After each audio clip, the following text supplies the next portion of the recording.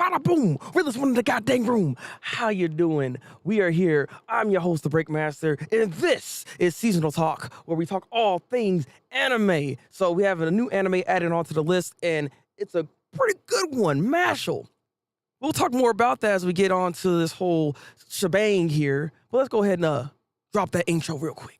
Oh, yeah.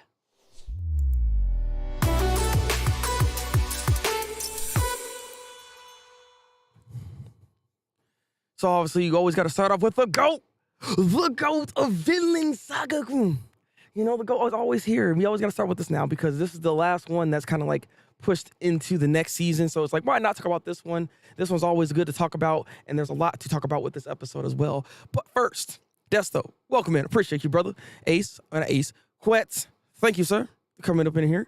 And also Anna, how you doing? How you doing? I hope you're good. All right. Hope you're all good. So, first off, question to you guys: who has watched this episode?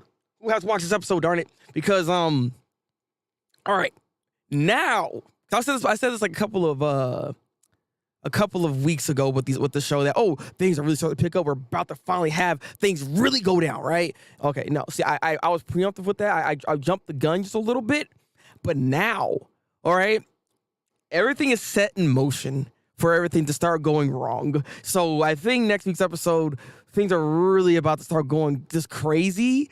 There's going to be a lot of deaths. There's going to be a lot of this crap happening. I saw like the preview for the next week's episode, and see, because this episode right here is stressful, okay? Einerd, or the girl, the wife to that slave dude, right?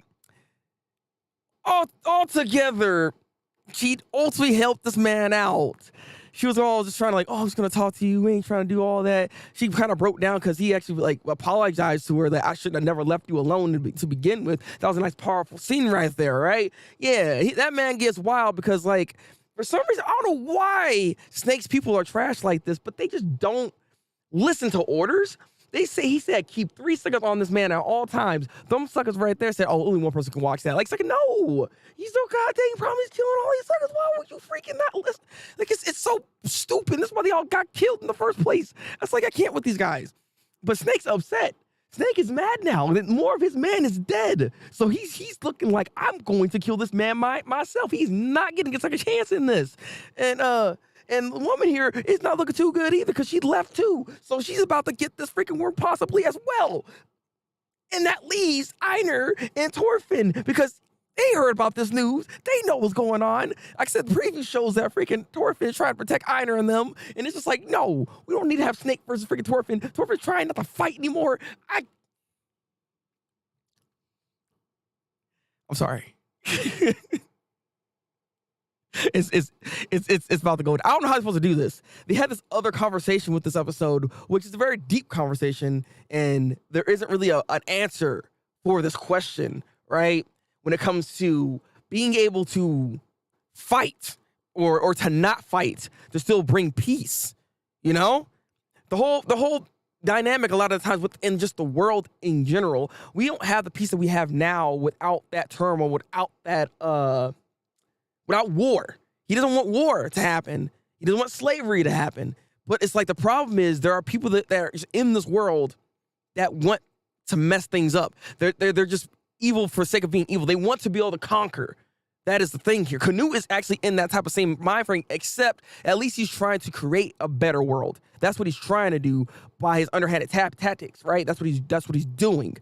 But I don't know if I can believe that necessarily, given how he is, because he is taking underhanded means to be able to get to where he's trying to get to. So, again, I don't know how you're supposed to really create such a world like that without having some violence to be played here to some degree. You can't, you know what I mean? You can't avoid it. It's one of those things you can't avoid. Einar even says this to Thorfinn, you're still going to have to fight to at least protect what's yours because you can't not fight is the thing here. But with how the structure is when it comes to Norsemen, when it comes to trying to go into Valhalla, yeah, that's why it's so not even Shonda Pound. It's something that is good to do is to go fight because you want to go to Valhalla. That's the whole thing when it comes to freaking Vikings to begin with. That's what they're looking for. So that's why they don't look at it in a bad light. They need to change that though. But can that happen? I don't know. I don't know if in this timeline here that can happen here, because again, there's a lot of change that needs to go down. And maybe Canute could be that person. Maybe Torfin and Canute might have more in common than we think here, and they might be able to still work together potentially. So I don't know. This episode is really good. Very stressful. Very stressful. I'll easily at least give it like an 8.5 out of 10. This was a very solid episode, and I know things are going to get crazy and more than it's about to go down. It's literally about to go down. I'm loving this. I'm loving this. I don't know why people are like, oh man, it's too slow. Because I always like to hear some stuff in the comment sections. It's like, oh, now we're finally going to get into the action. I'm just like, bro, this was good stuff here, though. We needed this development for all this stuff to actually matter, and this is why this is about to go down, and you're feeling the way I'm feeling right now. So 8.5 out of 10. That's how I'm feeling right now. That's how I feel. What do y'all think when it comes to Vinland Saga here? This episode, if I don't remember, Vinland Saga is a thing. Yeah. Oh, that Vinland is, yeah, exactly. That Vinland's a thing. Exactly. That's the other thing, too. He totally forgot about that. Oh, yeah, that one area where it's just like actually peaceful. And it's like, yeah, he could potentially go to that, and that could be a potential place to go.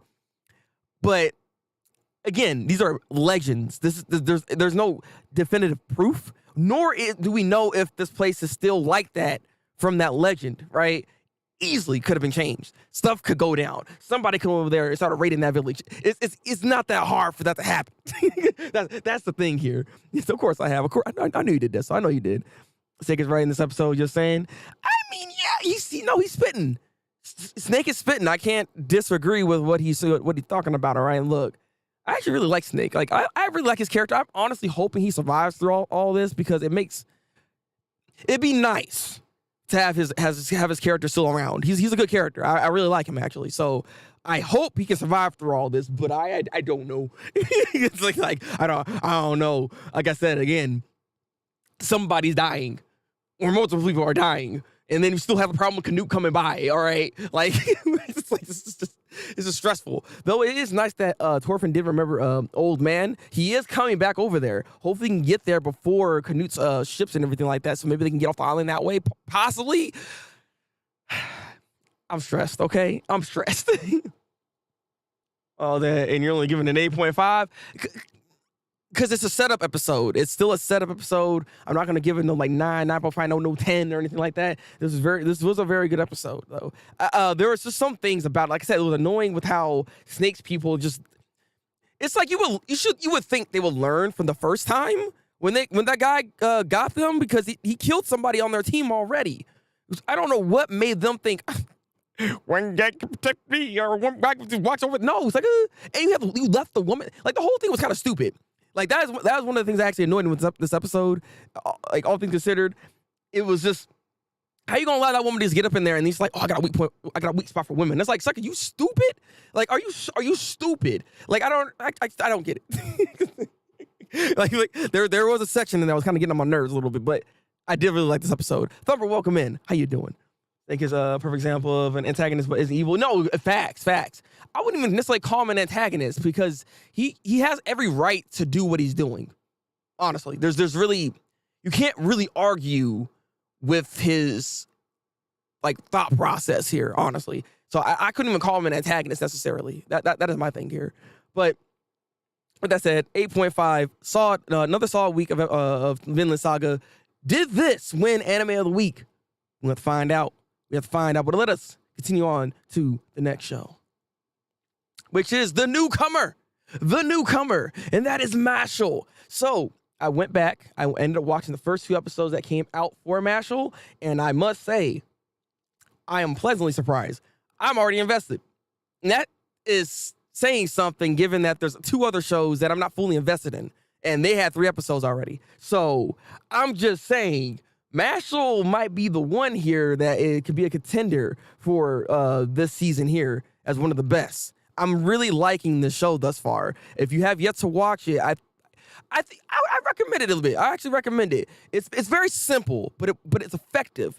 And also, if you know like how the magical world kind of is, like if you ever watched like Harry Potter or something like that, it's not hard to kind of understand the world that Mash is even in right now, because his name's Mash. So ultimately, how this whole thing kind of goes here, we see the main character here. This guy doesn't have magic, right? it's funny because he reminds me so much of freaking Asa, because all he is a very physical brute type of character. So he is incredibly strong. So strong that he can make things look like magic, basically, because he's so strong. So he has that really going for him throughout this whole thing, but he has no magic. So everyone in this world has some type of mark on their face, as you see on Mashle's face right here. That is not a mark that he created. He created that himself, basically, or circumstances allow them to draw a mark on his face to make it seem like he's one of the magical people. But everybody has a mark on their face that can display that yes, they have magic. Now their level is neither here nor there, right?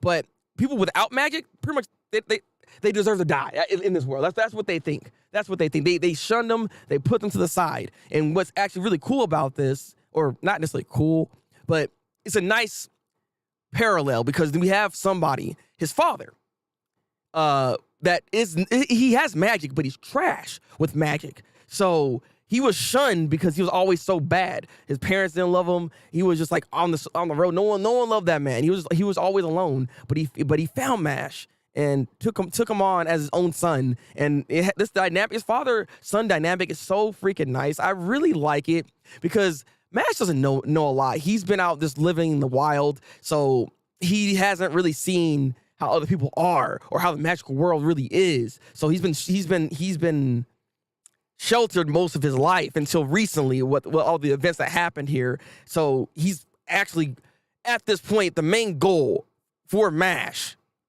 is to become God's favorite in a way. That's or the magician's favorite in a way, but it's more or less God, right? There's always somebody here, apparently, that is like the number one magician, the number one guy that is favored. So they want Mash ultimately to become that through certain circumstances that happened within the first episode that made us go into the second episode, which as we see in the second episode, he was doing so good that the instructor was just like, "What is going on? How are you passing all these tests?" Like he actually he talked to this test where there's like a bunch of scrambled words and it's all moving at the same time, and he told the test to stop doing that, and then the test put all the words together and made it perfect. It's just like it like this show's bootleg in a way. It's funny. There's a lot of gags in here, but I like the gags. The gags work within the confines of the show. It does a really good job when it comes to its comedy and its placement and with how Mash interacts with other people as well. And he has a thing for cream puffs. He loves cream puffs, and he gives everybody cream puffs. So if you're friends with him, you're gonna get cream puffs. I'm just saying. But again, Mash is such an interesting character. Just right off the bat, he's incredibly strong. He's definitely not a weak guy. He even stood up against the main strongest magician that runs that school. It's a nice little show that we're having here. First two episodes set this whole thing up really nicely and really quickly, but it also gave us enough development for Mash, for his father, for this magician dude that was actually trying to capture them at first, but now he's actually working with them, given certain circumstances that happen. So, like I said, this is nice. Definitely watch this show. First two episodes easily get like an 8.5 out of 10 for me. I like the show. Mashle's good. Andy, welcome in. Grace, welcome in. How y'all doing? Mashle's, but I forgot, watch episode 2. Dang it, man. Watch episode 2, man. Watch episode 2. What you doing? Harry Potter meets One Punch Man. Exactly, right? Like I said, again, it gives me so much vibes from Black Clover, so much. Because, again, Asta is a man without magic either. The only difference is Asta has anti-magic, so he's able to kind of just sidestep stuff. You know what I mean? He's still, I guess in a way, he's still technically using magic, but he's not using magic at the same time. Whereas this guy, I'm hoping this never happens. He don't get no type of extra ability. I just hope he stays like he is within the show, because I like this dynamic that he has here, that he's just brute forcing everything. So I hope it all works out in the end. It's nice to see, because that's not necessarily a con for Black Clover, but it's just something that, mitigates a little bit about that struggle of being a person with no magic, but still being good. I want to see that. He's like the Rock Lee of this series here. You know what I mean? I want to see that. So, let me see. Does Dumbledore show up? I mean, kinda. Yeah, actually. Hey, cream puffs are delicious. Yeah, I mean, from what he's been showing, I want a cream puff. I want a cream puff now. All right, I'm just saying. I'm just saying. I'm gonna watch my Bird's nest of a head. Oh, because my bird's nest. You don't got a bird. go wash your hair, Anna. But thank you for lurking. Appreciate you. Hope you're doing well, Andy. Yeah. Again, 8.5 out of 10 for the first 2 episodes. But did this one win Anime of the Week? We'll have to find out. But let us continue on to the next show. And that is Kamayatsu no Yabai, or Demon Slayer. Demon Slayer. Okay, first off, I want to just say this right now. I don't know how y'all feel. But I'll be honest with you. The new open that we have for this show is not bad. But if I had to compare it to the other 2, this is probably the weakest one thus far. It's like okay. But like the last 2 openings were just like, like the first, you already know the first opening is like iconic, and it even goes in tandem with that. Yeah, you know when the episode starts, have a little like voice go in. Yeah. Like this song right here doesn't really do that well. It does not transition well into that at all. So like that's what threw me off just off the bat. Okay, off the bat. All right, Anna. Tired as always, but good. God dang it. Well, hopefully you can get some actual rest, Andy. Please get some god dang rest. Come on now. This is the only opening I wouldn't find myself listening to outside of... Yeah, exactly, Des. So that's what I'm saying. Like, it's not like it's a bad opening per se, but this is definitely one of the weakest ones they've had, which is not many, but like, come on now. I wish they did something better. I mean, I'm not even gonna lie. Even the ending song is like, okay. like their soundtrack here for the opening ending, it's not the best. But...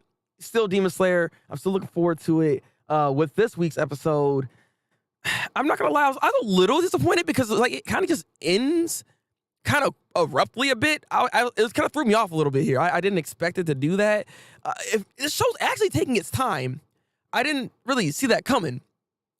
How many episodes is this season, by the way? Do you guys know how many episodes this is? Because this episode was on the slower end. We got to see the other Hashira. That dude is kind of trash. That Hashira is actually trash. Like, basically, he looks down on everybody. Like, if you ain't like a Hashira, if you ain't some type of high level type of person, if you're below him, basically, you're trash. Like, you do your job and I do mine. Like, he looks at, which makes no sense, mind you. He looks at the people that make the swords and it's like, you better do your job. You trash. Like, they're the ones making the swords for you to be able to fight to begin with. So you should show some respect to some degree here, my guy. I don't get why the heck you're acting this way. It is actually kind of stupid the way he's treating people. Because I would not do anything for him. Yeah, he's strong. He ain't making Kapaya bully me, right? But at the end of the day, you wrong for that. It's a dude with the long hair right here on the left side. I can't remember his name at the moment, but yeah, I don't know how I feel about that man. It's like I just like this dude right here. I ain't feeling him. I mean, Tanjiro had to try to tell him what's up, but then that didn't really work out. He got karate chopped in the neck, passed out. This episode pretty much deals with Tanjiro actually having a training arc real quick, fighting against this dummy that is capable of fighting a Hashira. Like, this dummy is really powerful, apparently. And what's even weirder about this dummy that we see here is it kind of looks like that same upper rank guy. I think it's the first upper rank guy, right? He looks exactly like that guy for some reason. Like, what is up with this design? Why does it look like this? This dummy has been around for pretty much 300 years, is what I was hearing with this, right? So, again, this ties into this whoever this dude is. And I am suspecting that it has to be freaking Tanjiro's father. It has to be. This dude uses Rashomon apparently because he has a 6-arm type of ability. That's how good the swordsman was back in the day. So I'm just saying, like, that has to be freaking Tanjiro's dad. I'm calling it right now because he has like the same earrings and everything. He kind of looks like him. Tanjiro did have a dream, like seeing him there, and to begin with, he's wondering who the heck that is. Look, I'm saying right now that is his father. All right. Like, there's only 9 so why is it going so slow then? Because we had an hour-long episode. Does that only count as one? Desto, does it only count as one? That's the question here. Does that hour-long episode only count as one episode? Because if it does, then okay. Because like again, it's going slower than I anticipated that the show is going to be, which is not necessarily a bad thing because we do need to do a training arc. We need to build Tanjiro back up. He's able to successfully defeat that thing, and now there's a sword. Apparently, after you cut the dummy's head off, there's a sword inside that body. So I'm curious what this legendary sword is going to be all about. Is that going to be Tanjiro's new sword? Because I thought he still needs something that's going to be forged for him. But this could be a potential better weapon, all things considered, if it accepts him. Because remember, he has to actually infuse himself with it and everything. So we'll see how this whole thing actually plays out when he actually grabs that sword and see what kind of color comes out from it. Yeah, that's my baby boy, Michiru. That's your baby, really now? Really, Andy? I don't know about that guy. All right, look. Yeah, it does look a lot like his dad. Has to be, right? I believe so. Only 9 episodes. I wonder when they're in the seasons. That's what I'm saying too. Like you read the manga, so you know exactly where we're at or where it can go here, right? So you're kind of curious, just like where it might just end here. Again, it just throws me off that this like is going as slow as it is. Like I know we're doing introductions, but they could confine this just a bit better, make it a little more streamlined. But I did enjoy this episode, all things considered.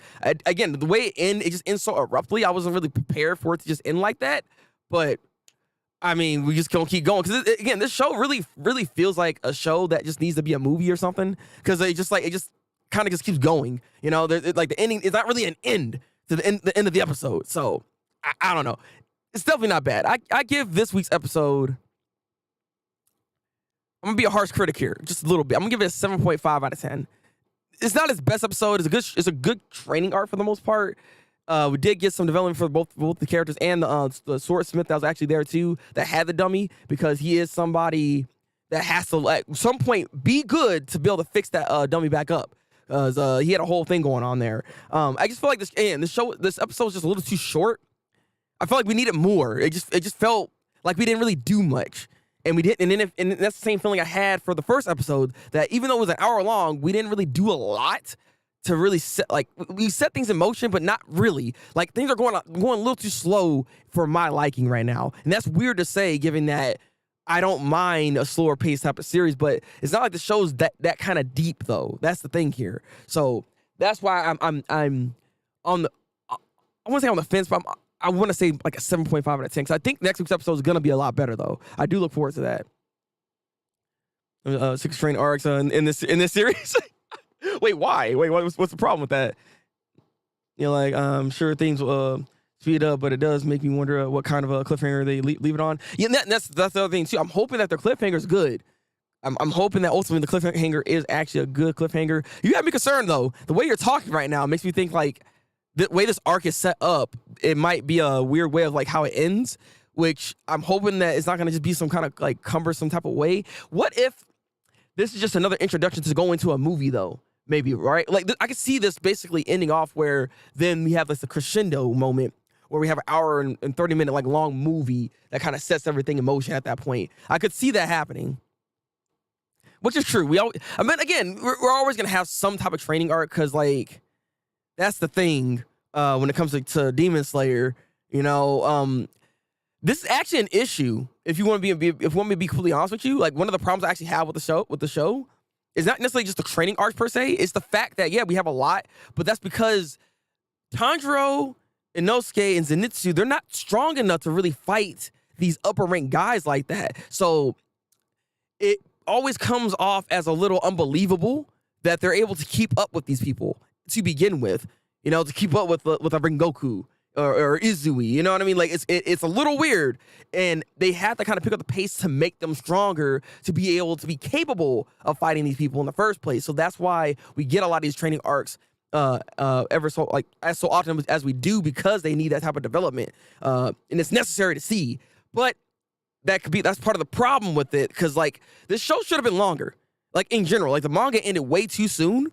And it is something that should have actually still went. It's weird to actually say for once. This is one of the series that they actually should have extended just a little bit more, so we can have more time to be able to build these people up. You know what it reminds me of? I haven't finished this series, but when I was reading it, the pacing for their strength levels is kind of ridiculous, and that is Toriko. Toriko at the end of the series, they were universal power. Like knife and fork was cutting planets. So, like, it was kind of ridiculous the jump of power scaling that happened here. And it kind of reminds me of, like, that's kind of what it's reminding me of a little bit, because we are speeding up their progress a little more than you would like to see. And we should be able to spread some of the training arcs out more so it doesn't feel like there's so many happening at one time. But that's where the issue kind of comes in within Demon Slayer, Right? Yeah, exactly. Yeah, it ended right when it got popular, and it's like, why would you? There's money on the table right there that you're not taking, which is fine, but this is literally one of those ones where actually you should have kept it going. You should have kept this going. I like training arcs myself. It's cool to see the characters grow. Yeah, and I don't mind them either, but there's a lot. Yeah, they do like making movies. I'm saying, Andy, there's a high chance that they might leave this arc going into a movie, potentially, which I get what they're doing. The show's incredibly popular, right? There's money on the table. Instead of having it as a series like that, right? I'm certain, make a lot more money making these things into a movie. If you really think about it. Like, they're milking the series right now in that capacity because they're finding more success. I mean, Andy, you yourself went to the movie theaters to watch Demon Slayer. They're finding more success, probably making more money doing this off its popularity than to even make an anime. I wouldn't be surprised if they just made this like just a movie series in general. Like, forget 9 episodes, forget any of this. Like OVA maybe, and then we go into a movie. Like, I could see them doing stuff of that nature at this point with how they're trying to milk the series, kind of like Attack on Titan in a way. Like, Attack on Titan's even getting milked in a way because it's not going to movie theaters per se, but it's the way they're kind of structuring it. Oh yeah, for sure. The manga could have been longer. That's all I'm saying. Overall, again, this is 7.5 out of 10. What would y'all rate this episode this week? Am I being too harsh here? I'd like to know what y'all think. But let's go ahead and move on to the next show. And that is The GOAT. Yes, I'm already saying it. Oshi no Ko, it is in fact The GOAT. This might be the best of this season. This might be. Like, Mashle's there, but Oshi no Ko, the way things are getting set up right now, depending on how the show ends, look, this is going to be a ride that I'm going to remember for a long time because that first episode was incredible. This week's episode takes a step back a little bit, but it makes sense for what we're going with now. Because they're older now. Ruby and Aquamarine are both older.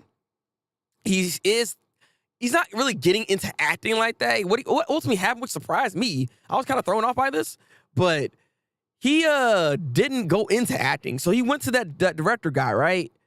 But instead he's just working for him as like as a writer, basically. Like, he's behind the scenes basically here. That's what he's doing. He doesn't really want to be in there, and he doesn't believe in himself. He doesn't believe in his ability to act.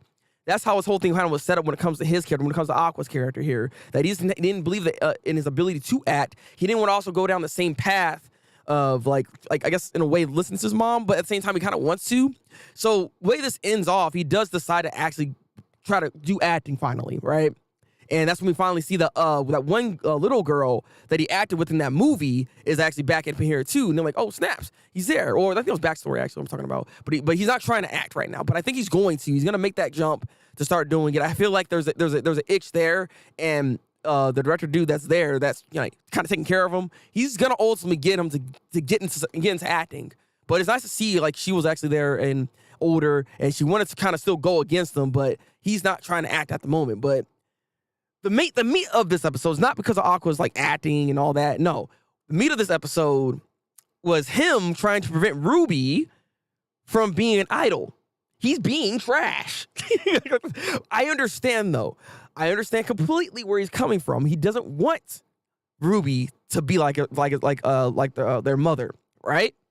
He doesn't want that for her because what happened to her was nothing but struggles, and then she died. He also understands that the business doesn't really give you money like that. Like, you would be better off doing other things. Like, she has other talents, and I think he just wants to not let that be a path that she's trying to take. But she's trying as best she can to become an idol. She wanted to do this underground idol thing, and that that's getting shut down. I got shut down. She had this like opportunity, but Aqua made this call, fake call, mind you, because she's supposed to get a call from the place that she's trying to to work with, right? She was waiting for that call. He, with his acting skills, acted like that's where it came from, and rejected her basically. So she never even went to go to other tryouts or wherever the case is, because he was able to shut that down before she was able to pick up that phone call. It's just like, again, it's messed up. Allow her to dream. Allow her to live her life. He's a very overprotective brother, and I understand where this thought process is. I get it, but it's ridiculous.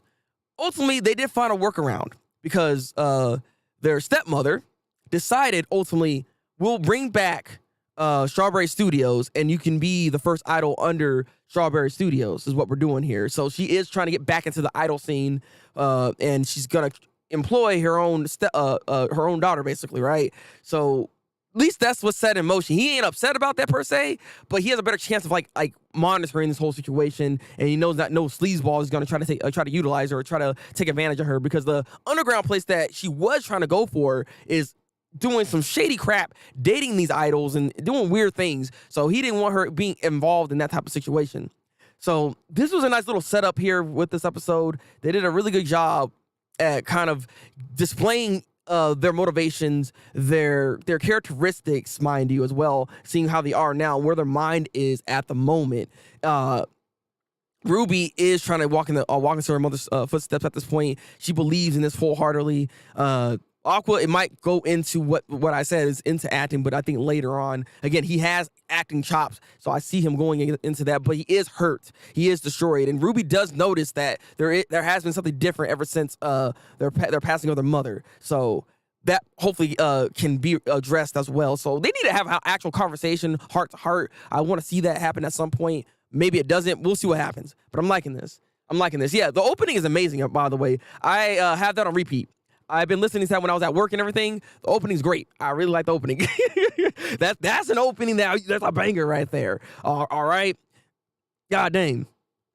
So dang, I gotta mute. Oh, all right. And god dang it. Well, we have like 5 final seasons is the real question. Exactly, right? I don't know. We'll see what happens. Avatar, because when it comes to Demon Slayer, there's a chance that can happen here. Ruby is wholesome, needs to be protected at all costs. No, I get you. Like, again, she needs protection, man. She needs protection because she is a bit naive in this scenario. It's kind of weird that she's so naive, given that she saw firsthand the trials and tribulations that their mother was going through just to become an idol to begin with, and a successful one at that. You know what I mean? So it's interesting how cutthroat this whole industry is. And I loved also the fact that they really displayed just how cutthroat the industry actually is. Because being an idol is not all fun and games. So I just hope that Ruby can get that protection, can be successful, and she don't die, all right? I don't want her to die. I don't want to see that, all right? I'm not ready for that. But overall, I give this week's episode for Oshinoko at 8 out of 10. Very good setup episode. I look forward to seeing where we go with this. This is some good stuff, though. I'm looking forward to more. I am looking forward to more. I'm feeling it, Mr. Krabs. All right, well, let's go ahead and move on to the next show. All right. I don't know who's watching this show. For those that are in here, who's actually watching this show? Because we're 3 episodes in, right? I'm not saying this show's bad. I want to give you that. I just want to say that right now. The show is not bad, but again, I got to get the 3-episode rule. I'm kind of thinking about dropping this show because I am watching Mashle, and I do need to probably cut a show or two because this is going to be a long thing before we even get into the actual topic at hand, right? Because we have a topic to discuss right after we get done talking about the animes. So it's just like, I do need to probably trim the fat a little bit. And I think Dead Mount Death Play might be a show that I might have to trim the fat for because, like, I get where they're trying to get, like, where they're coming from with this demon dude and everything, and he had it rough, right? Because this episode kind of just showcases like how he was living. He wants to live a peaceful life, but the way he looks and they just knew that this man was evil. Suckers were just targeting him regardless, anyways, and so he became that evil in order to protect himself, in order to find peace. That's pretty much what it is. It's not him preemptively actually attacking suckers. It's the heroes immediately thinking he's evil and therefore attacking him, so he has to protect himself. So when he had the chance, because he knew that Paladin was going to come there, he knew that the number one hero that's there is going to be the one to try to slay him, so he knew that was going to be the case here, and so he set this whole thing up to where he can get Isekai to another place. Therefore, he can actually live a normal life. That's what he's trying to do, though a normal life is not even possible given like the type of person he is, and he's in a place where magic isn't a thing. So the people that are there seeing all this, because he killed somebody, right? They saw all that on camera, mind you. So it's visible to everybody here. They can see the magic. So everybody's like, what the heck is going on here? So this whole organization comes by. He finds a way to actually revive the person he killed. She's technically dead. She's a zombie, basically, right? But she's back though. Ultimately, he ends up working with this organization. That's the whole meat and bones to this. We also get to see that he has compassion. He understands because he used to be in an orphanage. He used to live there. He don't like when kids are struggling. And so there's a fire happening in this orphanage area. He finds a way to save those children by using the souls of their parents that were there to be able to get them out. And the news, everybody saw this. They saw all that. So they're like, what the heck is going on here? We see skeletons in the goddamn freaking in the window. What is happening here? So he was not really discreet about his abilities like that. He needs to because no one can do magic. But yeah, no, he actually has a lot of compassion. He just wants to find peace. And he wants to be able to also make peace happen within the world that he lives in because he sees that in this world that he's in right now, things are still bad. There are still things that need to be fixed. So he wants to fix them. And that's why he's going to work in this organization now with the person that was trying to kill him, and the person that was spying on him. So it's just like, okay, we have things set up here. I don't know. There's something with the show that's not clicking for me. I don't know if maybe it's partly the pacing, maybe it's the characters themselves, because outside of the main character here, I don't really care for anybody else in the show. And we're 3 episodes in, mind you. So it's like I have no attachments to any of the characters, which is why I don't remember their names. It's like I don't have attachments to them like that. And again, they did a poor job in episode 1 of developing the show because they didn't do it correctly at all. So that was part of the problem with it to begin with, because they could have done this a lot differently for me to actually have a better connection to the characters. Like MASH is a great example of a show that is going at its own pace, but is able to build up their characters in their cast in a way where I can care about them. Like with this show, it did not do that at all. So that's why, like 3 episodes in, I'm not really attached to any of them like that. So honestly, this is like a 7 out of 10 for this week. It's not bad, but this might be the one I drop from this season. But for those that watch this as a VOD or watch this video, if you've watched this show, am I being too harsh for it? Is there more to come that I'm just not seeing from this show? Because even with like the prospects of watching more, I don't really have that energy or time that I really want to put into for this series. I feel like it's not gonna go like anywhere that drastic anyways, right? I don't really see it that way. So I don't know. I could be going hard on this show, but that's just how I feel about it. What do y'all think? With that said though, let's go ahead and move on to the next series. And that is this one right here. This heavenly paradise. I think I keep forgetting the goddamn name of the show here. But again, this one's recommended to me. See, the thing is, this is another show that has 3 episodes in. The 3rd episode kind of threw me off for a second because I didn't expect the whole backstory to happen like this. So it's like, so here's the thing. Heavenly Delusions, thank you. Heavenly Delusions. I might say Heavenly Paradise. Heavenly something. Heavenly Delusions. So here's the thing with this. It's not like I'm not enjoying it. I might still keep watching the show because I am intrigued with the mystery in here. Yeah, this episode was definitely a trip. I was saying, like, it definitely wasn't bad. Like, this show's definitely not bad. It's just, there's so many mysteries. Excuse me.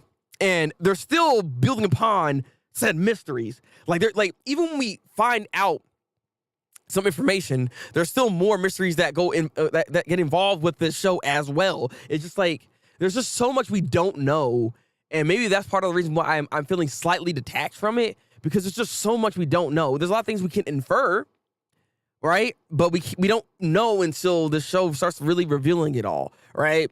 So one popular theory I actually ran into after this episode was done is the fact that, okay, so you know that area, there's 2 areas. Like I said, there's the outside world where we see these 2 characters, like on the poster here. They're out there, they're going against these freaking demigorgon son of a guns, right? They out here just taking suckers out. They're pretty bad.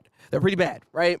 And then we have the inside, the people that want to go outside or want to know what's actually out there because they've been sheltered the entire time. This place has, like, I think superhuman like abilities or people that are there. This show kind of showcases us that yes, there's definitely something going on, that these people aren't just human. We've seen, I think it's in episode 1 where this dude like jumps off of like a balcony area 2 stories down, lands on his feet, and like he's like a super athlete, right? Like everybody has some type of like ability. There's this person that is drawing on this notepad. They keep talking about how good his drawings are and everything like that, right? So the popular theory that is actually happening currently right now, and I didn't even realize this. I don't know if you realize this, Desto, but that guy, the drawings that he's creating, those are the same monsters that we're seeing on the outside world. So they're thinking that there's either 2 things happening, where he's actually creating said monsters and putting them out into the world, kind of like a Obito, kind of like a what's that dude's name? In Naruto, the freaking artist, but his drawings are coming to life. Basically, was what people are thinking is happening. It's either that, or Sai. Thank you, Sai. Or he has these dreams that he's seeing said monsters and then just drawing them out and everything like that. And maybe he can actually alter them to some degree as well to give them more abilities, give them some other type of something. But his drawings are interacting or they have some meaning to going into the outside world, though. So it does make me wonder just how supernatural this entire show is, because with episode 3 here, apparently there's this whole, the whole thing with the whole doppelganger thing, right? This whole episode kind of showcases this is not really a doppelganger. This is actually the same body. It's the same body. It's actually the same person. But the problem is, the brother got into his sister's body. Basically, they switched, or not switched minds. He took over that person's body there to their sister, and the doctor that they're looking for, that he was the one that operated on him to do this, operating on them, I should say, and did this to make this happen. So it's like, oh, so like, how is that even possible? For the first thing, how is that even possible? That's why he had the whole like head opening scene you saw right there, and the brain was like, I think, getting transferred in. Like, there's a lot happening. So yeah, he is trapped in a woman's body, or AKA his sister's body, and it was a very, very big shock that happened here, because he did try to fight the monster out there when there was like a race happening. He saw that there's a monster out there, and he's like, crap, I gotta warn to somebody, but he didn't have time to warn people, so he tried to fight it himself. Man lost half his body trying to fight that thing. It was not good. It was not a good scene. That was sad. That was sad. So having that happen, that's why he's trying to find this best friend that he had that was in that same area, and also to find that doctor to get answers why you did this, how this happened. Like, the thing is, we don't even, like, it's weird because in the scene here, the last thing he saw was his sister crying on him, right? That's the last thing he saw, and then all of a sudden now he's in her body. So I'm confused as like, did she actually die? I don't think she died. She got hurt. But I didn't see her die, so like, why did that operation happen to begin with? Unless she opted to give her body to her brother, because she did love her brother. But I don't know. That's crazy to even think about. So, like I said, there's a lot. There's a lot happening here. I wonder what happened with Robin. He actually, no, I don't think he is. It's the way they said it. He's been missing, right? So I'm assuming he is still alive. He had the right idea that there's a potential chance that man's still alive. So, like I said, there's a lot happening here. It's a very interesting show. I feel like this is one of those shows that might be better if I binge it, weirdly enough, because there's just so many mysteries, and I like to just get to it and to understand a little bit more of the series, because there's actually a lot of meat in the show, which I do appreciate. If he's trapped at his sister's, why is he trying to make out with Deflection? Look.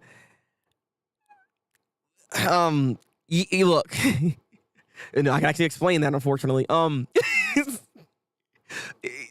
relationship is very interesting. You got to remember, Desto, in this episode, for that flashback, he was feeling cold, right, at night. And his sister was gonna cuddle up with him, basically, right? Like, they have a very strong bond, and I wouldn't be surprised if he had that type of liking to his sister. Okay, we gonna just leave it there, though. Okay, we just gonna leave it there. The show is trippy. It is a little weird. Okay, but this is what it is, man. Gotta butcher what I was trying to say. No. I look. I get what you're saying here. I get what you're saying, but it's just like at the end of the day, man, their relationship is a very unique one at the end of the day here. But I mean, he obviously doesn't have no actual interest in the again, sister complex. Yeah, come on. But there's a brother complex too. They both really love each other. All right, we'll leave it at that. So I'll give this week's episode an 8 out of 10. It was solid. Don't get me wrong. But it's just, there's a lot to this, and I don't know if I can fully recommend this because there's a lot happening. And maybe I need to wait more episodes before I can do that kind of recommendation because this show needs more time. 100%. All right? But what do you guys rate this show? Tell me what you thought about Heavenly Delusions. Well, let's go ahead and continue on to the next series, which is Hell's Paradise. All right.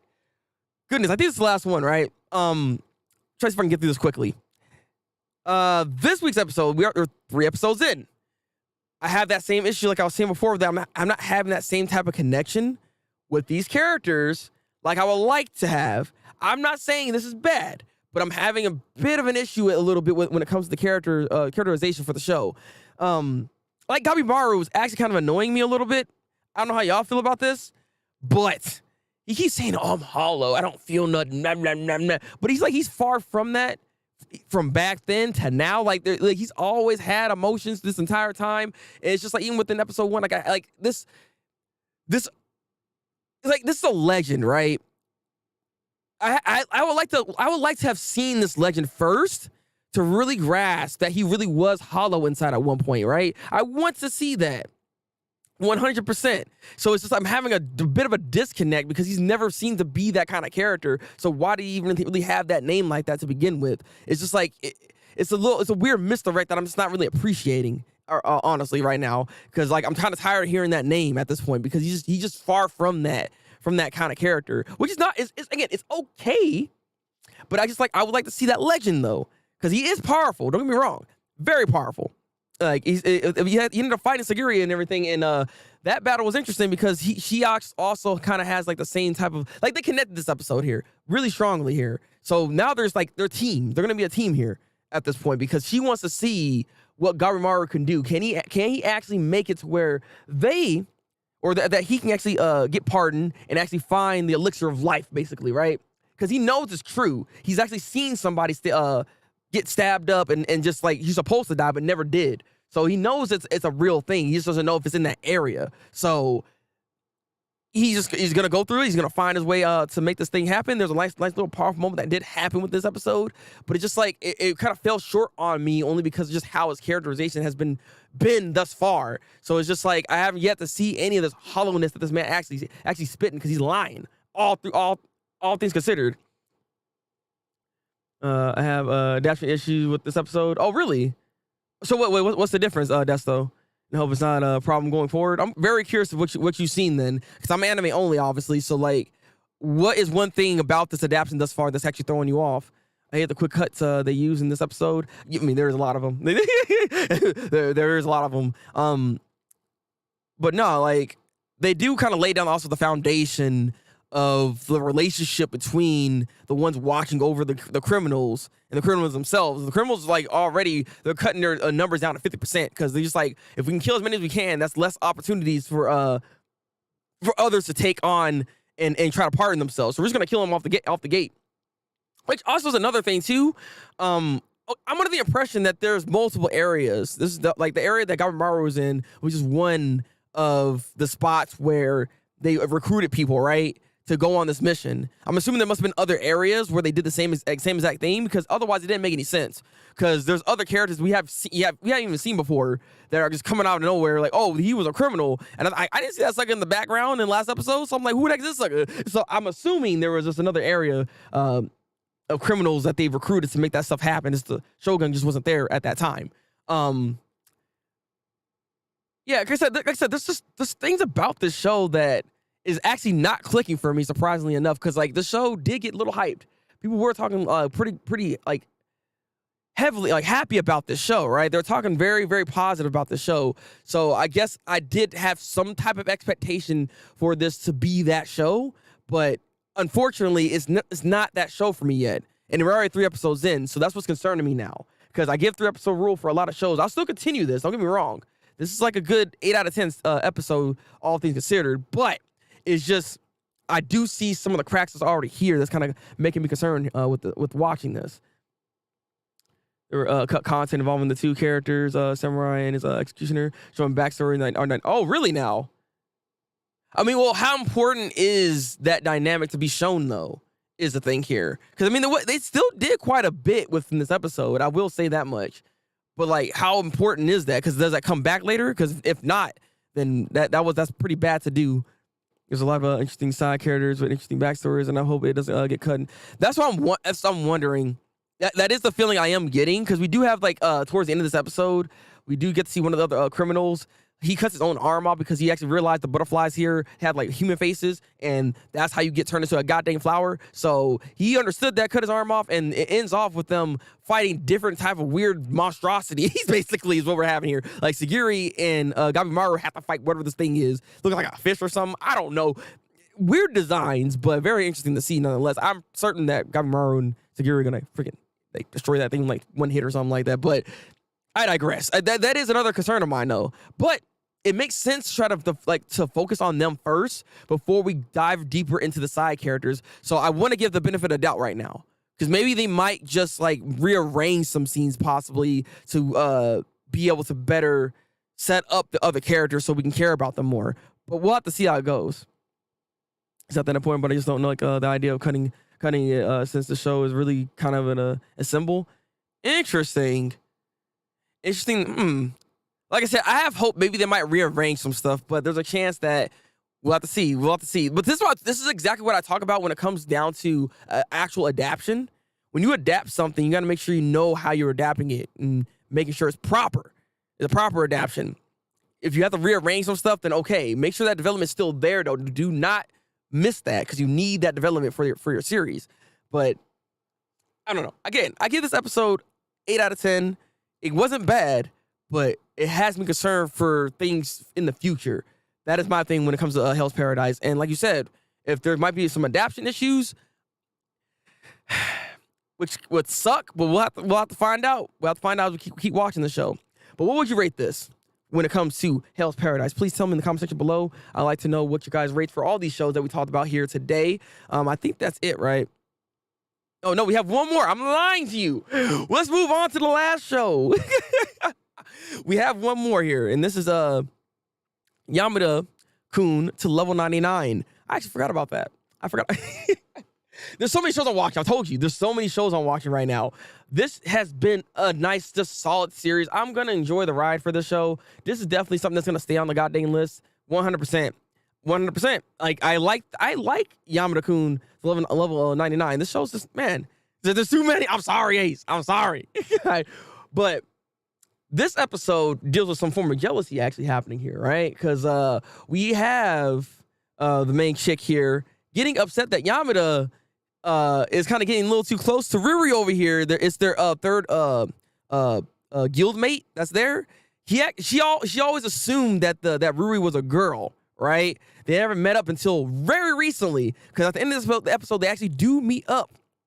And she had this impression, because Yamada was out and about, and she was walking around, had this whole like double date type of situation, and ran into that some sucker. I don't remember the guy's name, right? That guy's not important, right? Because she don't even remember the guy's name. I don't remember it either, right? So she sees this sucker while they're leaving. They walk together, but she also saw Yamada. And Yamada is with this other chick, this old Lita looking chick. Like, she has like little like Lita type of outfit. Like, she's super dressed up in a cutesy way, right? So she's under the impression that was actually Ruri. Come to find out at the end of this episode, that is not Ruri, actually. That we don't know who that is, actually. I think that because Yamada does play other games outside of the game that they play together, right? So he could be playing something else, and that could be just another teammate for all we know, or that could just be a sister, potentially, because they are kind of chummy, and they're holding each other's arms, or not really holding each other's arms, but they're close though. All right, that's all I'm trying to say. They're close. So we don't know the affiliation just yet with them, but we do know now Ruri is actually this man that she ends up meeting later on towards the end of the episode, because she drops her phone because he runs into this dude and runs into Reed, technically speaking, right?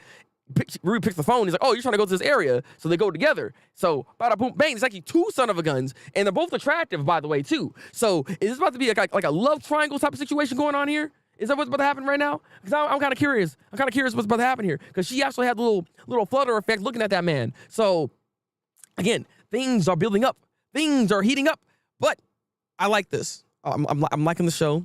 I like the dynamic between going into in-game stuff and then the real world. It all kind of like goes seamlessly together. It's very relatable in that kind of sense. If you're a person that likes that's like kind of a bit of a shut-in at times, right? Or plays a lot of games and everything, or plays MMOs. You can really relate to this show pretty easily. And just understanding that breakup and that feeling for like that she had, I understand that. You can relate when it comes to the show, and I do like and appreciate this show in general with how it's actually writing its characters thus far. So I'm liking this a lot.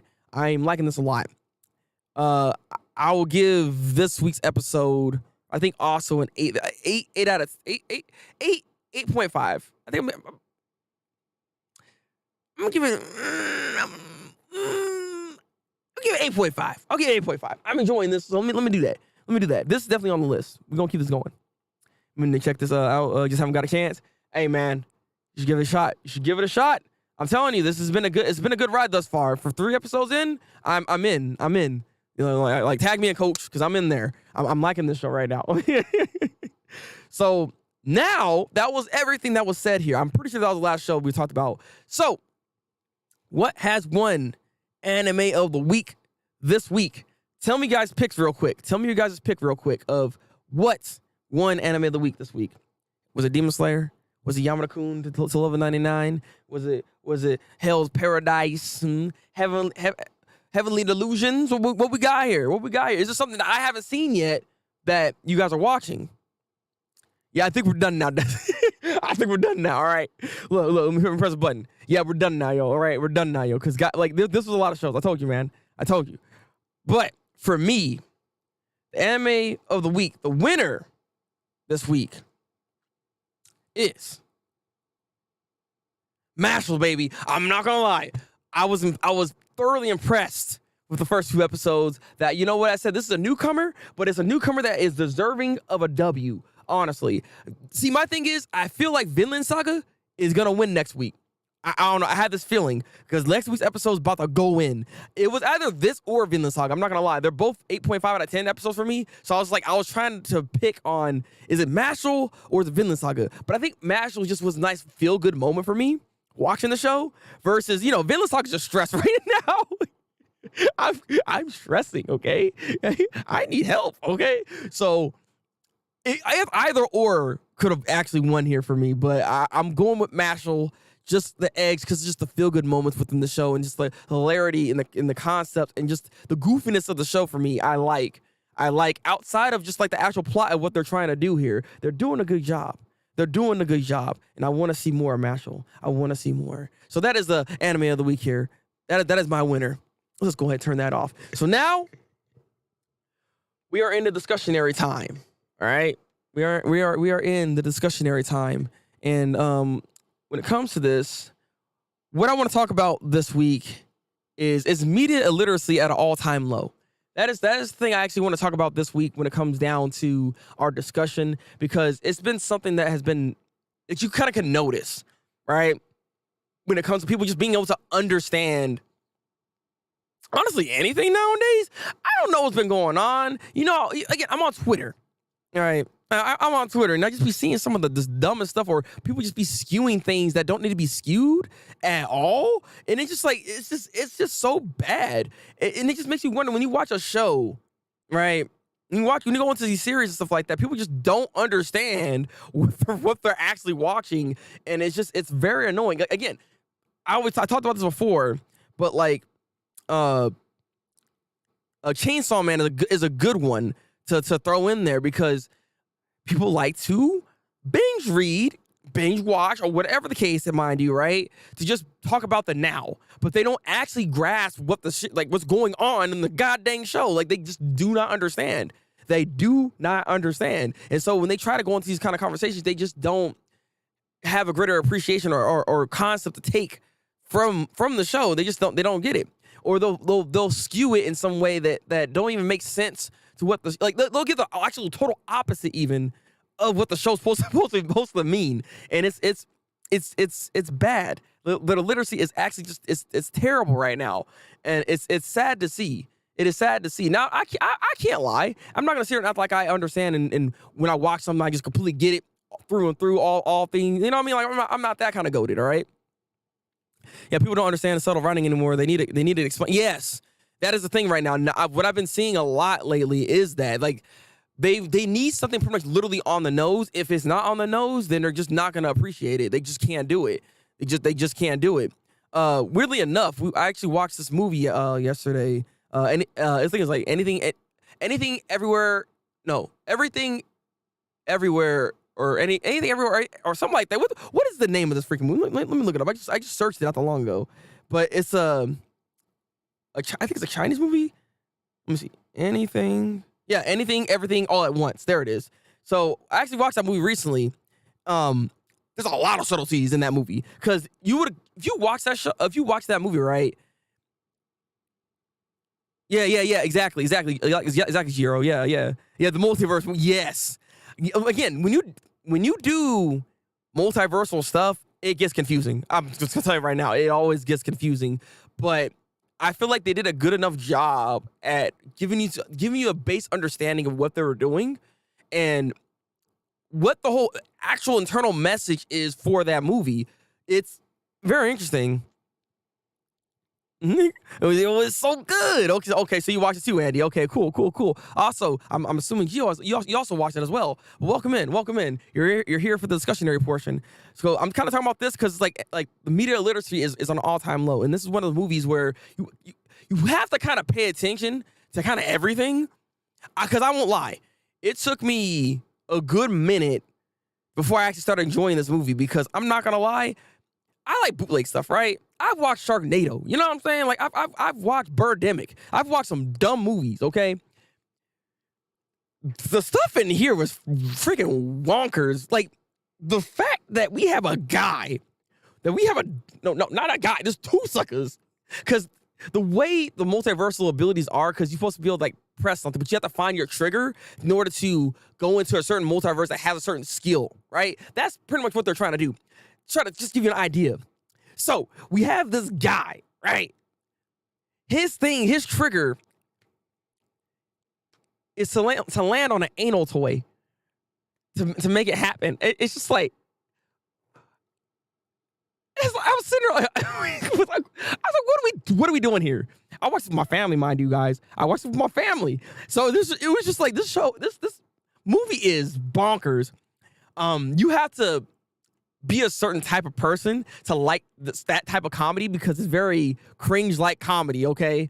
It was very cringe-like, like not everybody's gonna enjoy that kind of stuff, right? So that's the thing about that movie. There's a lot of just random crap happening, but at the same time, it's not necessarily random because there's a purpose for it, right? But god dang, it's just like the stuff that goes on in that movie.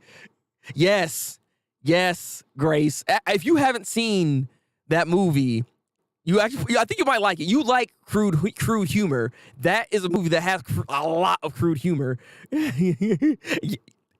Look, I told you, Anna. Look. No, yeah, but I heard of it. Hey, Gio, you should check it out. Then I think you'll like it too. Actually, like for you guys, I can recommend it because I know you guys can appreciate a little bit of crude humor. But like, this is a movie that will actually it can alienate people pretty easily. It's not that hard to alienate you on this one because it takes a minute to even set everything up. Because it sets a lot of stuff up in the beginning stages of it to when we finally start getting into it. Boy, does it really get into it because it's a lot that happens within this movie. You forgot hot dog fingers. I have to see complex things. Yeah, I mean I am too. I like that. Now Sharknado, and I'm just telling you, right? Every time I watch it, oh my god, a version of madness in the multiverse. I agree. I actually agree, Des, though. I've been catching up on other animes I have been watching since term has. Good. What you been watching so far? Gio? Break Watch Twist Army Man is the same direct. Oh my god! Wait, so you're saying does it have the same type of crude humor in it, Des, though? I'm scared. God dang it. Indeed, you did, Grace. Oh, and we talking about everything. Yeah, exactly. Yes, we are, Grace. We're talking about that movie. Okay, you've seen it then. All right, cool. It's a super silly but super heartfelt movie. It really is. That's what threw me off. I was like, oh, this is actually a very heartfelt movie. It also talks like even like the meaning of life in a way, because like the way things are kind of set up with it, which I don't want to spoil too much. All I'll say is it talks about the meaning of life. It's like almost like a growing up type of movie of just you kind of having that understanding of what really is important in life, because that's what you really need at the end of the day. And there is actual meaning to life, all things considered, because of what you make it. But it had that whole meaning behind it, and just there's so many other little subtleties there. I don't know if I want to say too much, because I do like Anna hasn't watched it yet, and I want Anna to watch this movie with me. So I will refrain from saying too much, but this movie was better than I anticipated, because I didn't like it at first. Going into like the first like 40 to 50 minutes of it, I was like, what are we really doing here? And so when I finally started getting into the humor a bit more, getting into these characters, I really enjoy the characterizations for the characters here, and the dynamic between the mother and the daughter.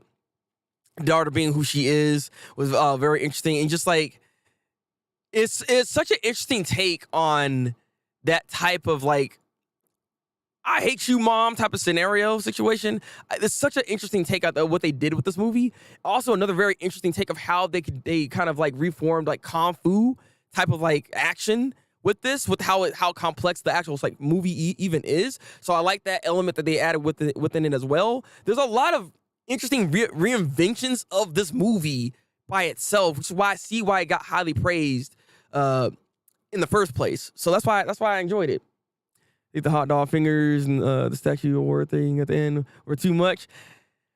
I mean, that was quite a bit. I'm not gonna lie. All right, it was quite a bit. That's what I'm saying. Plus the action scenes. Yeah, the action scenes were amazing. Honestly, the CG, whoever actually put time to edit this, amazing freaking work, because it was very seamless. Like a lot of the shots when we get to see multiverses of different people or of the same person, but like in different multiverses and stuff like that, that was beautifully done. Really good. Dang, you Chris, we cry every time. I can't. Oh, Guyana, you're in for a trip. Yeah.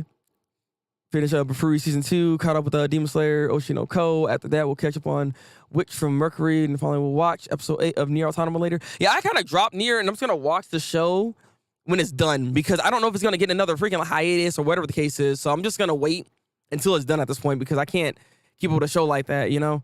But how'd you feel about Oshinoko? How'd you feel about Demon Slayer? Because I already kind of discussed a lot of that already. So I'm curious what your thoughts are. Of course, didn't recognize Jamie Lee Curtis until I pointed out, oh, yeah.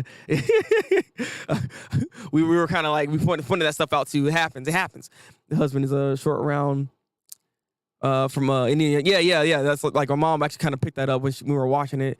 He had to come back in 30 years. It's pretty cool to see. Also, Birdie Wings, aka the golf anime, is pretty good. Wait, is that the one is that show out this season right now? Because I mean, I could put that on the list, but I don't know. I got too many shows I'm watching already. All right.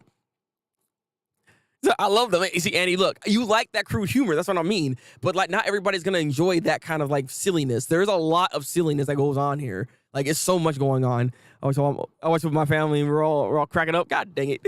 Look, I was dying at some moments, and I feel like I was the only one. Well, me and Ace were. We were getting into the movie. Like, me and Ace were freaking cracking up. But everybody else is like, I don't know about this. I don't know how I feel about this. But this goes back to my point of what I was talking about when it comes to just being able to have that understanding of that of a movie to begin with. Because again, you have to have interest in it, right? Like, you're not gonna spend that much time trying to understand something that you're not really liking. So like, it is what it is. It is what it is. But like, I just wish that, people take more time trying to understand the subtleties of a series that you're trying to watch, because there's always those little subtleties in writing. Like Heavenly Delusions is exactly that, actually, where there's so much subtlety going on that you can easily miss within the show by itself. So it's like you definitely need to watch it or even rewatch it to actually understand what you're actually seeing here, because when things really start to happen, when things start to actually happen, you have a greater appreciation for that turn of events, for the series, for the movie, for anything of that matter. So Season 2 is currently. Oh, okay. Oh, okay. Season 2 then. I'm not even watching it like that. I love the rest of the movie. I mean, me too. I enjoyed it. I enjoyed it. Laughing 1 second and then crying next. Good lord. I mean, see, you were in a whole roundabout of emotions. You got the 5 stages of emotions here. Okay. We need more original IP in Hollywood. Facts. That's the 100% I am so freaking tired of adaptions. I'm so tired of them remaking crap. Like, can we like, it's so weird. There's actually an argument. This could be another topic real quick that we can talk about. There was this argument that happened very recently where people were saying how they have a problem with remakes for movies, but they don't have remakes they don't have problems with the remakes of games. So the thing is, there's a clear difference between a remake for a game and a remake for a movie. Like, when they remake a game, they're keeping it very faithful and just adding new elements to it, but still the story is exactly the same. There is no real actual difference from what you're getting story-based wise. It's the mechanics of the gameplay and updating its graphics that make it better, that makes it a better experience overall, because the mechanics back then when you play a game is very clunky feeling as it is now. So it's like that argument is so weird because you can't really compare the two, because movies are completely different with that, because you can't just do a complete retelling, because that's just boring. I've seen that happen. Again, this is not a movie, but it's so weird with this show that from the manga to the anime to the live action, they're all identical. They're all the same. That's Erased. The show Erased is something that has an adaptation, a live action adaptation that is exactly identical to the anime. There's literally no difference. You can watch either or and still get the same effect because it doesn't change anything. And it's weird because some people want things to be the same, but at the same time, it's okay to have some differences there. So I've always said this when it comes to doing remakes of something or taking an IP. I don't understand why we don't do this for Death Note. Death Note technically did this with that one shot where we had somebody else take over for the Death Note, right? And we still had Ryuk as a familiar face. Why don't we just do that live action base? Why do we always have to rely on Light, L, Misa, Mane? You don't have to do that. You just have to have Rim. Well, you can't have Rim, but you can have Ryuk, or you can have any of the other ones that we kind of seen when it comes to the Death Gods. Like, it's not that hard to adapt that and to make it a good series. He's like, I don't, you know what I mean? Like, utilize that IP. There's another series, Edge of the Universe, or what's that movie called? I can't remember. It's Edge of something, but that one actually is a live adaptation, technically speaking, of a manga that was way back then, right? And they adapted over here in Hollywood and made it work. So it's like Edge of Tomorrow. There it is. Edge of Tomorrow. Yeah. It just came to me. It's Edge of Tomorrow. Edge of Tomorrow is not like a super faithful adaptation, but it's still a good movie that did adapt from a freaking manga. So it's like, we can do this. I just don't understand why we don't do this. It's weird.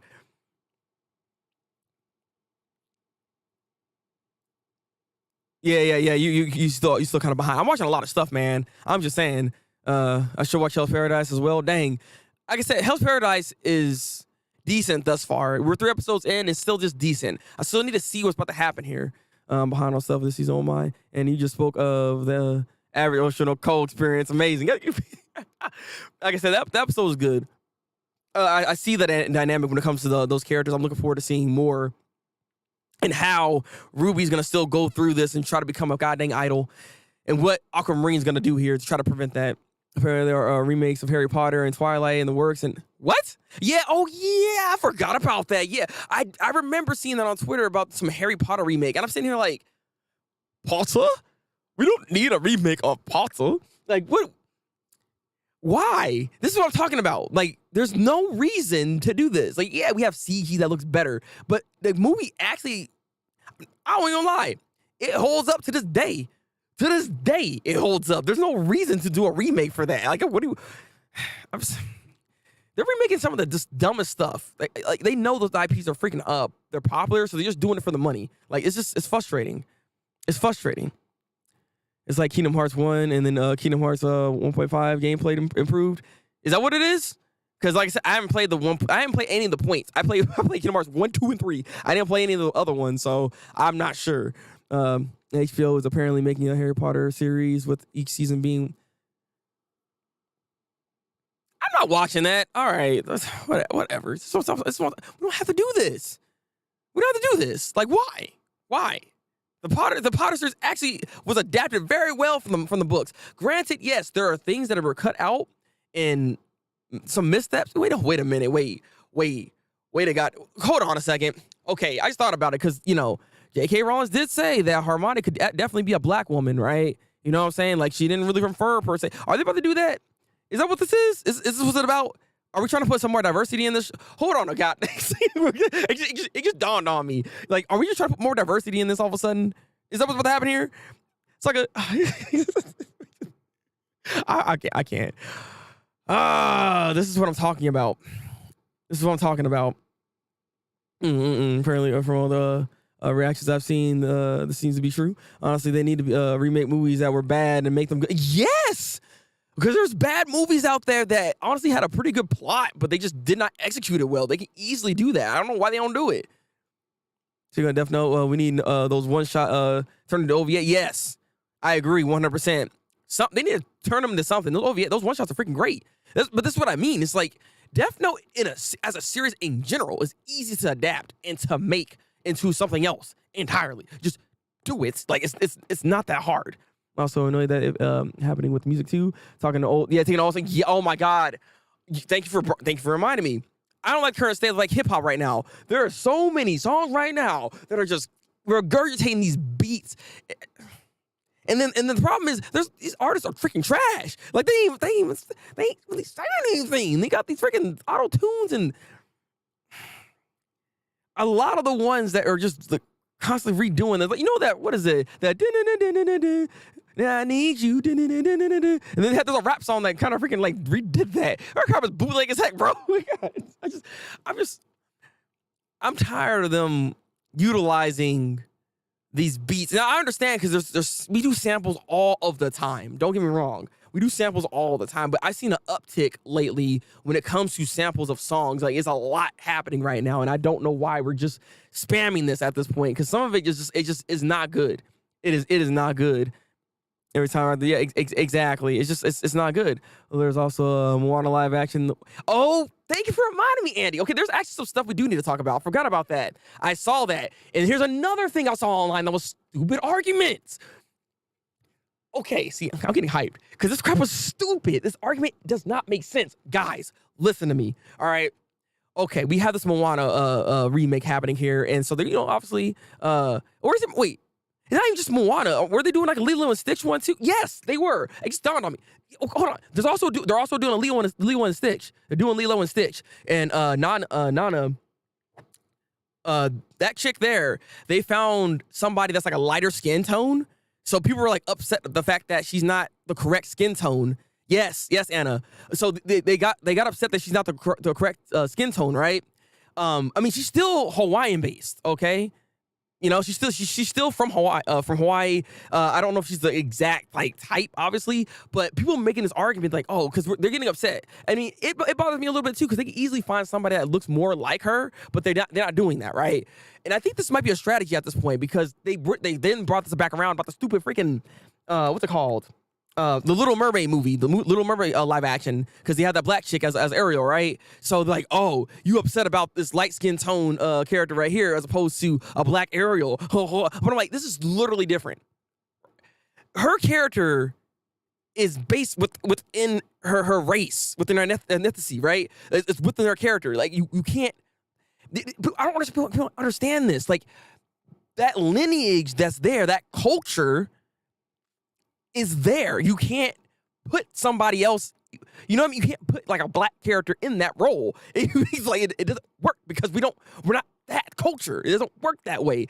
When it comes to Ariel's a fish. It's just like they could, if you want to get real, they wouldn't even look like this. They would not be Caucasian. Like it's just like in that sense with that movie, I can see why they can change that up. Now, do I like that? No, because they did a poor job at actually of being making her even look like Ariel. Like all of the colors in that movie look terrible. Like it is so it's so low saturation happening. There's no color. It looks dead.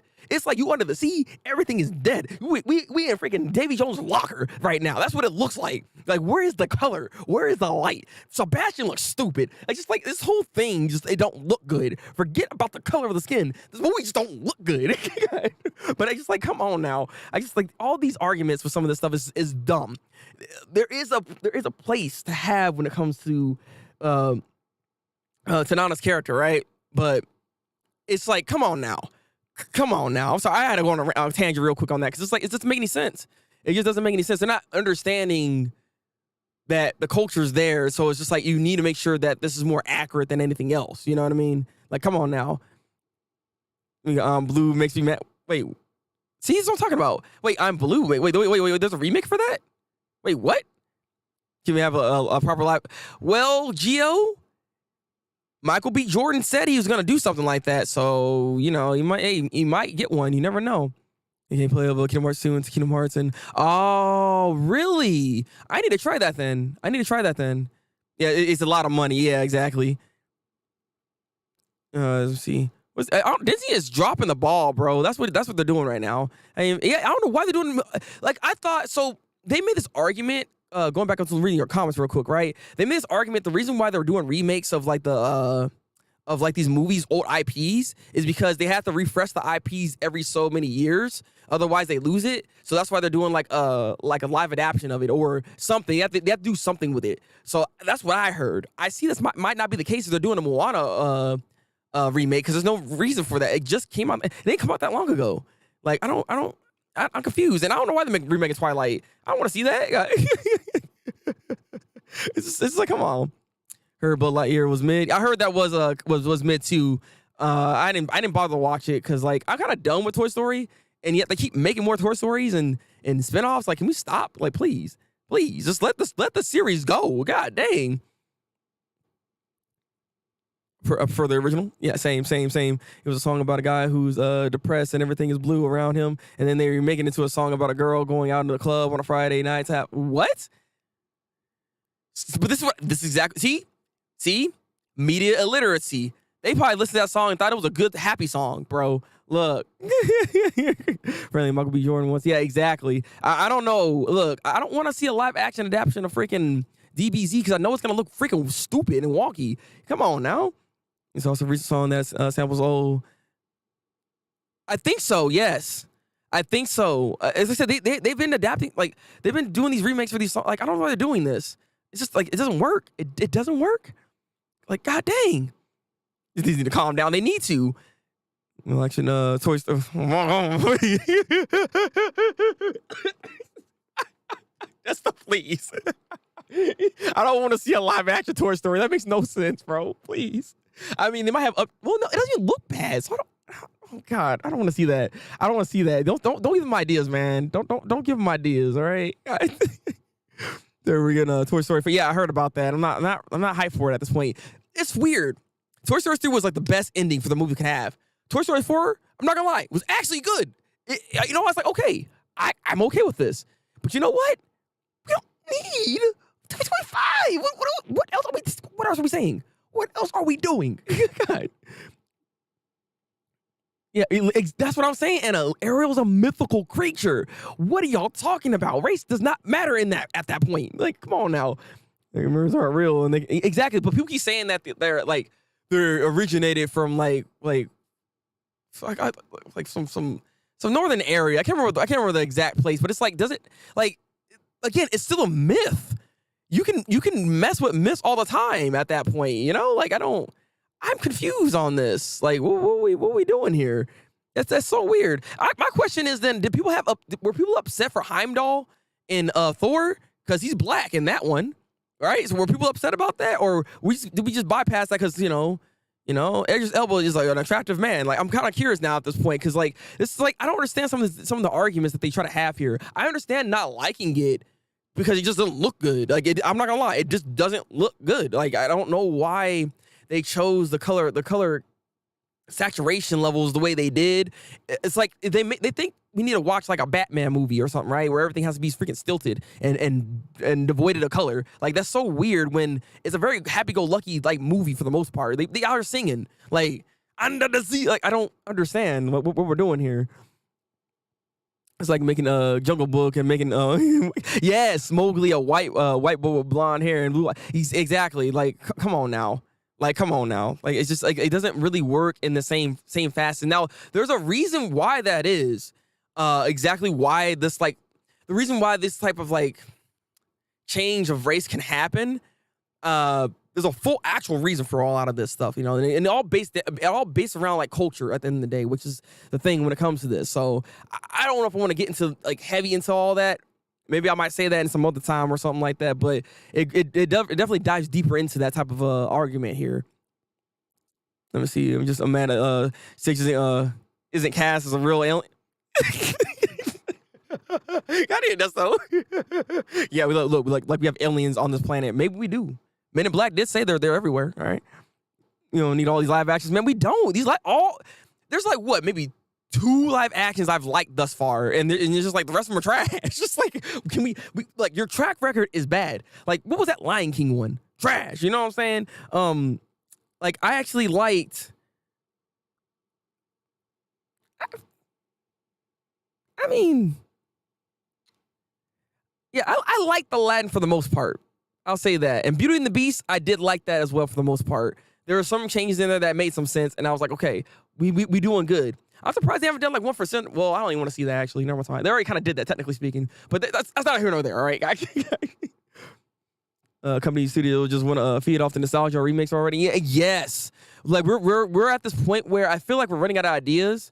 Like legitimately running out of ideas. And so we're like, what 90s shows can we bring back? What 90s anything can we bring back real quick? Because the 90s was a place where at a time that was the boom. That was the golden ages for us.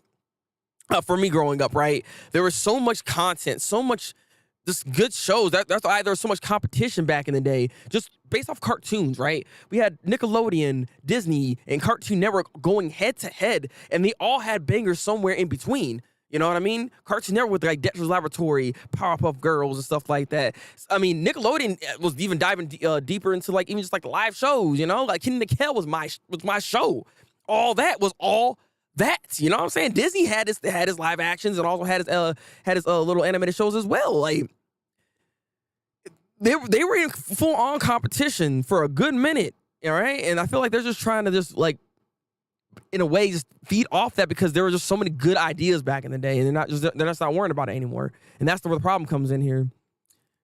The only live action I'm waiting for is a Sonic 3. I mean, Sonic so far has actually been good. I'm wondering if they're really actually about to do like the multiverse type of thing where it's like we have Sonic gonna meet like Mario and then maybe Legend of Zelda might come in there. You know what I mean? Like, is it gonna be like the Smash universe? Are we gonna do this? Like, I'm kind of curious given that we're actually getting these movies now. Capitalism, man, 100%. Or can't be found a lot, which is true. But I think it originates from like a certain area is what it is. So they're making that argument basically. They would be crazy to have a problem with him. I'm just wondering, Anna. I was like, are they having problems? And thank you, Diego, for the happy late birthday. I appreciate you. Hey, glad you even remembered, right? Hey, welcome in, by the way. We're having a bit of a discussion about just media illiteracy when it comes to just media in general, for Twitter, everywhere. Like, everybody's just having a problem just being able to understand things. And also, just this race baiting type of situation that's been kind of going on. People complaining about Ariel, complaining about the Moana. You know what I mean? There's so much complaining just going on right now. Oh my God. Land's pretty good. Yeah, I thought it was actually a good movie, all things considered. Will Smith actually made his own genie, and I was okay with that, all right? Yeah, that CG Lion King was a goddamn disaster. It had all these actors in it, right? It didn't matter. And this is what I mean, because there's also an argument that, like, oh, you need to make sure you always have some high-profile actor in there. I don't give a crap who's in that movie. I'll tell you right now, all right? If they fit the role, I will watch it.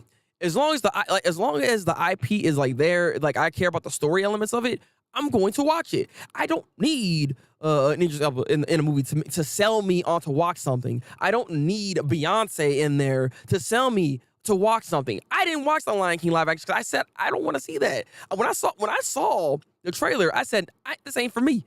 Like Childish Gambino is one of my favorite rappers. I didn't watch it because I like Beyonce. I didn't watch it. Like yeah, they have like, no, I think they replaced Scar actually. Now I'm thinking about it, but they have the original, at least that voice actor for Simba, I believe, or something like that, right? I believe, or is his father? One of them suckers is in there that they got the original actor for, but everybody else is like different. I'm just like, whatever, man. Got it. And live action should have been called Jasmine because Aladdin was, yeah, he was very underwhelming in that movie, but it's still not bad. Because we're looking at that one. Exactly. It's not really that we are running out of ideas. It's that studios expect everything to break $1 billion and it won't take. Yeah, exactly. But that's the thing though. My thing is, it's like the investment.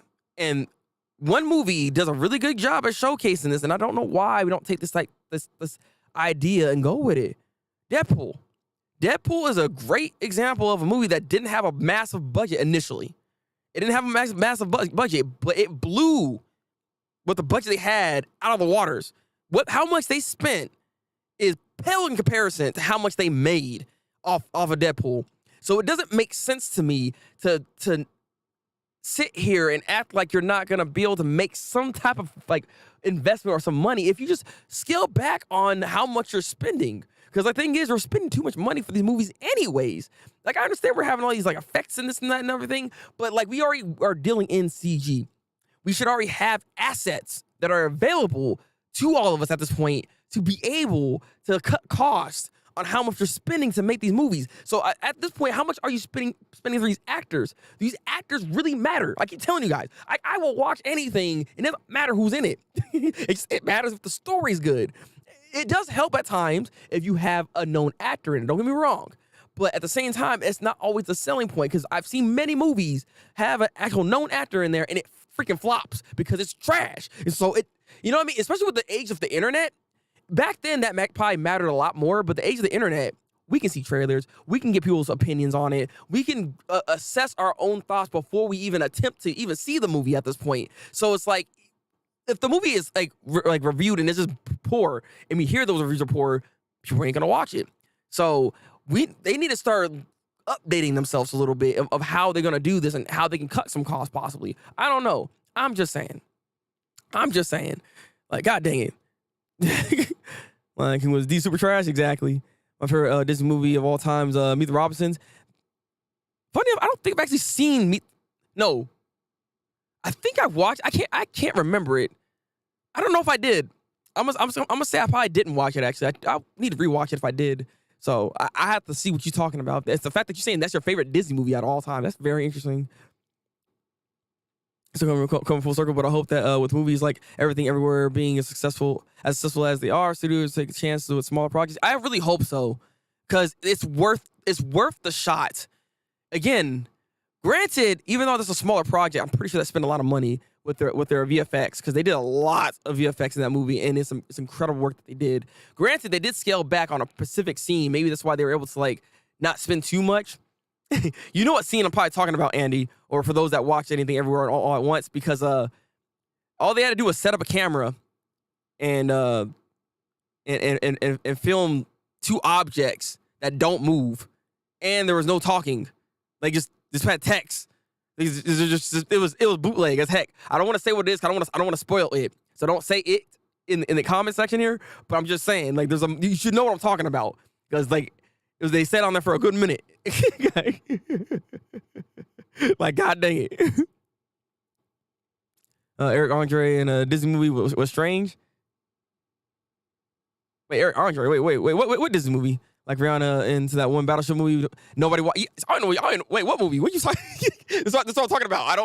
I don't know. Like, I don't think actors sell as they think they do. Is the thing. I'm not saying that they don't have a name and that people won't watch. Like, people probably watch The Lion King because Beyonce was in it. They say, "Baby Hive coming." You know what I'm saying? Like, they probably made some money obviously because of it, but it's not gonna be the main deciding factor if you're gonna break that billion that you spent billions on to get somebody as high profile as a Beyonce. You know what I mean? You spent way too much money doing something like that. That's not necessary. They're saying, "Oh, we cast the most popular seiyus in all one anime, and then the show is in exactly, Gio." Actually, a good example of that was a show that someone who I don't think it was Death though. Someone put me on in my my Twitch channel where the show was actually getting animated not just by Mappa, but by Madhouse as well. It was in combinations with the two. Two GOAT studios came together to do an adaptation of a series, and it apparently wasn't even good. It dropped the ball very hard, and that's sad to see. But that's what I mean, though. Just because there's a name there doesn't mean it's gonna just be good just based off of that. That's why Cosmo Season 2 is better than. Oh, okay, cool, good. But again, adaptations are adaptations. That's what ends up happening, unfortunately, at times. You got to make sure that adaptation's good. The John Wick movies are a good example of something that was started with small and got bigger. Facts. That's 100% true. Now look at it. And that's why I said Deadpool is another example of that, where it was a small project, and now look at it. Like, it's not like it doesn't work. Just put actual care in it, and people will care about it. And that is, at the end of the day, my TED Talk, okay? God. Yeah, didn't even get in theaters. That's crazy. The Robin is so good. See, I need to watch it. I have big head and tiny arms. It's a great movie. See, like I'm saying, I gotta see this. The twist was very well done. I loved it. See what I'm saying? Eric Andre was unlike. Wait, what? Oh, actually, did they still have Whoopi Goldberg in the movie? Cause I didn't see the whole cast. I just know like there's a few people in there. There was like a lot, but like, did Whoopi Goldberg reprise her role? I think the VFX from everywhere was like 5 people or something. Wait, for real? Wait, that's 5 people that's impressive as heck.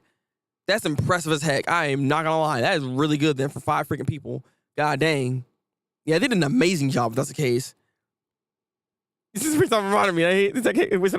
I'm sorry, man. I just had to bring that up. Because that's like a good example of something that had something but didn't. Yeah, Tact. Yeah. That show, Tact. That freaking bootleg thing. Biggest robbery of my life. That's what I mean. That's what I mean. Doctor Who is another. They had such a low budget that the main villain, the main alien was a trash can with a whisk and. The heck? Okay, this is what I mean. But it worked, and look at it. Look at it now. And that's all I'm trying to say. At the end of the day, I just hope that more people will take a chance. These studios will take a chance on all these shows, on all these movies. Try to get some new IPs out there, because you'd be surprised of what you can actually do, because then you can be one of those people that make a legacy type movie where the IP is so strong that it never ends. And that's thanks to Harry Potter. That is like Star Wars that just keeps going on and on and on and on and on and on and on. You know, and Toy Story 2, like we're at this point now, we're just constantly recreating the same old.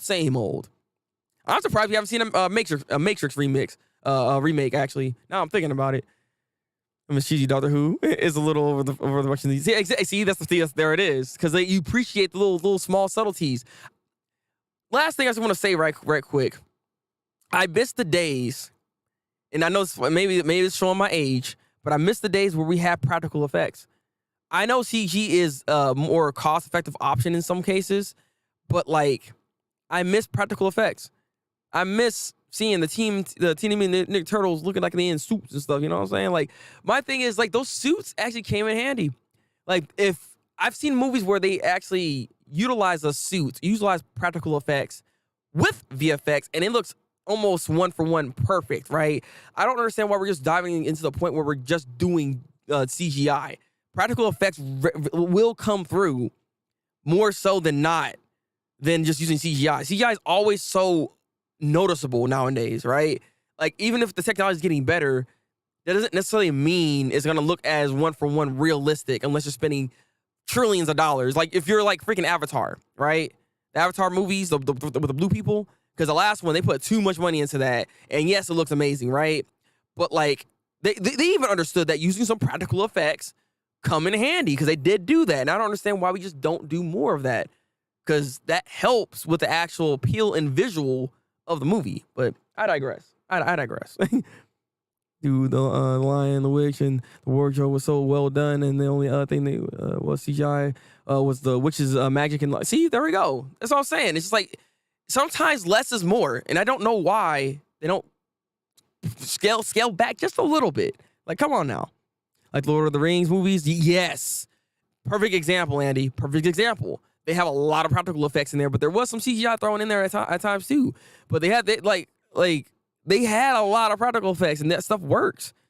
Like, come on now, practical effects and stunt work. Another reason the John Wick movies are exactly. And that's why I think people appreciate it as much as they do, because there's so much stunt work going on, so much just practicality that's been used, that's why they can keep the budget down as much as they have. And I mean, because they're not really worrying about suits necessarily, but they're just utilizing a lot of those real life aspects that make it look good. It's like I said, people we worry about too much technology nowadays. We push this agenda a little too far, and I think we're kind of lost in it at this point. Like, I know CG isn't easy, but it looks so off. A lot of the the Lion King looked disgusting. I couldn't do it. And going into anime, even anime has that same problem where it's like, unless you're a top tier animation studio that know exactly what they're doing when it comes to CG, you're not always going to get the best out of it. So I digress. With that said, I'm going to be out of here. I got to go make this food. I got to go get ready for work and all that stuff. But I'll be back on Monday. Or actually, I'm lying to you. I'll be back on Sunday. We're going to have a Just Chatting stream. So if you have any like video ideas you want to showcase me, something you want to like, want me to react to, please tell me. Especially if it's like recent, I'm going to try to do some stuff. I'm going to upload like a video based off that stream here, actually. So if you have any recent things you want me to react to, please set that up. Put it in the Discord, even in the watch section if you can. That will help me out greatly. But yeah, I'll be back on Sunday to do that stream. And then obviously we'll have another Chainsaw Man on Tuesdays. And we'll be back over here on the YouTube channel on Thursdays to do more seasonal talk. And then, my typical schedule of Monday, Tuesday, and Wednesday for the streams will go back on for the Twitch. So that's what we got going on here. Thank you for the plug-in, my guy. I appreciate you. Do Marvel CG sure something? Yes, that's why I'm complaining about it right now, because I don't like the CG that's been going on lately. That crap looks disgusting. But guys, before I leave, can you guys give this a like real quick? It helps with the algorithm a lot. My last one actually had better performance than before, so I appreciate the fact that you guys took the time to not just be here, but to actually like it and share it along, even if you did. That helps a lot. So thank you guys. All right, drink goddamn water, take goddamn vitamins, and I will catch you in the next one. Until then, people, break out the yeah.